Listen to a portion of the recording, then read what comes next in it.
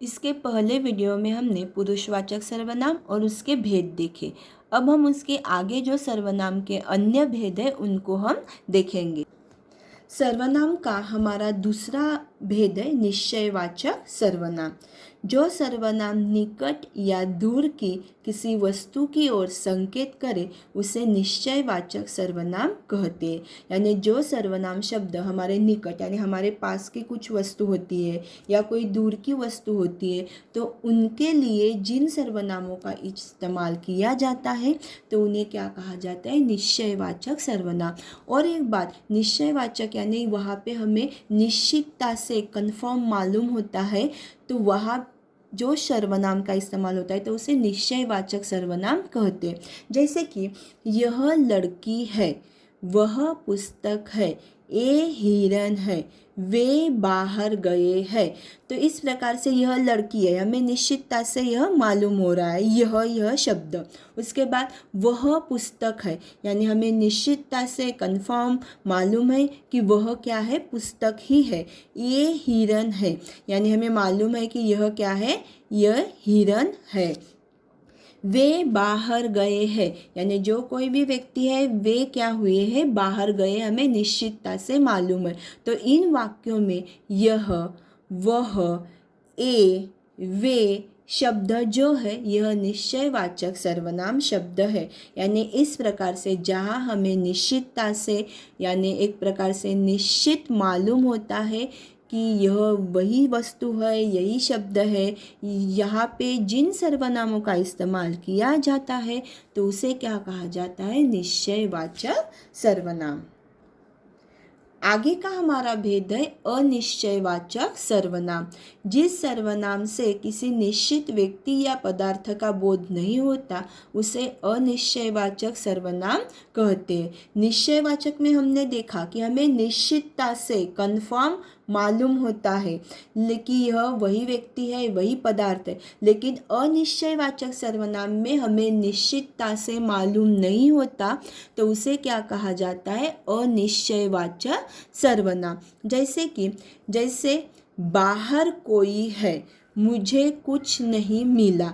तो इन वाक्यों में कोई, कुछ, यह शब्द जो है अनिश्चयवाचक सर्वनाम है। जैसे बाहर कोई खड़ा है लेकिन हमें निश्चितता से मालूम है क्या कि बाहर कौन खड़ा है, हमारे पिताजी है, हमारे माताजी है, हमारी बहन है, नहीं। तो उसे कोई यह शब्द यानी क्या हो गया, अनिश्चयवाचक सर्वनाम। मुझे कुछ नहीं मिला यानी जो कुछ भी वस्तुएं वहाँ पे थी तो मुझे कुछ भी नहीं मिला यानी यह भी क्या है, अनिश्चयवाचक सर्वनाम है। कोई शब्द का प्रयोग किसी अनिश्चित व्यक्ति के लिए किया गया है और कुछ शब्द का प्रयोग अनिश्चित पदार्थ के लिए यहाँ पे प्रयुक्त किया गया है। यानी जहाँ पे हमें निश्चितता से मालूम नहीं होता, किसी व्यक्ति या पदार्थ का बोध नहीं होता तो उसे अनिश्चयवाचक सर्वनाम कहते हैं। आगे का हमारा सर्वनाम का भेद है संबंधवाचक सर्वनाम। जो सर्वनाम शब्द का प्रयोग दो वाक्यांशों या दो वाक्यों में संबंध प्रकट करने के लिए किया जाता है उसे संबंधवाचक सर्वनाम कहते हैं। जैसे कि दो वाक्य रहते हैं या जो दो वाक्यांश रहते हैं या जो दो शब्द रहते हैं तो उनमें एक दूसरे में अपने संबंध प्रकट करने के लिए उस शब्द को जिन सर्वनाम शब्द का इस्तेमाल किया जाता है तो उसे क्या कहा जाता है, संबंधवाचक सर्वनाम। जैसे जो करेगा सो भरेगा। तो इस वाक्य में जो शब्द जो है वह सो शब्द से क्या कर रहा है, अपना संबंध प्रकट कर रहा है। उसके बाद जैसी करनी वैसी भरनी यानी जैसी और वैसी, यह जो शब्द है या यह जो है सर्वनाम तो यह संबंधवाचक सर्वनाम शब्द है। उसी के बाद जो आज कक्षा में आएगा उसे कल छुट्टी मिल जाएगी यानी जो और उसे। इस प्रकार से दो वाक्यों में या दो वाक्यांशों में संबंध प्रकट करने के लिए जिन सर्वनामों का इस्तेमाल किया जाता है तो उसे संबंधवाचक सर्वनाम कहते हैं। आगे का हमारा सर्वनाम का भेद है प्रश्नवाचक सर्वनाम। जिस सर्वनाम से किसी प्रश्न का बोध होता है उसे प्रश्नवाचक सर्वनाम कहते हैं। यानी जिन सर्वनामों का इस्तेमाल हम कुछ प्रश्न पूछने के लिए या जहाँ पर हमें प्रश्न का बोध होता है तो उसे प्रश्नवाचक सर्वनाम कहते हैं। जैसे तुम कौन हो, तुम्हें क्या चाहिए, इन वाक्यों में कौन और क्या शब्द प्रश्नवाचक सर्वनाम है। यानी इस प्रकार से जहाँ पर प्रश्न पूछने के लिए कौन, क्या, इस शब्दों का इस्तेमाल हम करते हैं तो उन शब्दों को सर्वनाम प्रश्नवाचक सर्वनाम कहते हैं। यानी जहाँ पर हम प्रश्न पूछने के लिए इन सर्वनामों का इस्तेमाल करते हैं। कौन शब्द का प्रयोग प्राणियों के लिए और क्या का प्रयोग जड़ पदार्थ के लिए होता है। यानी कौन यह शब्द है जो व्यक्ति या प्राणी रहते हैं उनके लिए इस्तेमाल किया जाता है, और क्या यह शब्द जो रहता है तो कुछ जड़ पदार्थ रहता है या कुछ पदार्थ रहता है तो उस पदार्थ के लिए इसका इस्तेमाल किया जाता है। यानी जहाँ पर प्रश्न पूछने के लिए जिन सर्वनामों का इस्तेमाल किया जाता है तो उसे प्रश्नवाचक सर्वनाम कहते हैं। निजवाचक सर्वनाम। निज इस शब्द से ही हमें समझ में आता है। निज यानी स्वयं, खुद।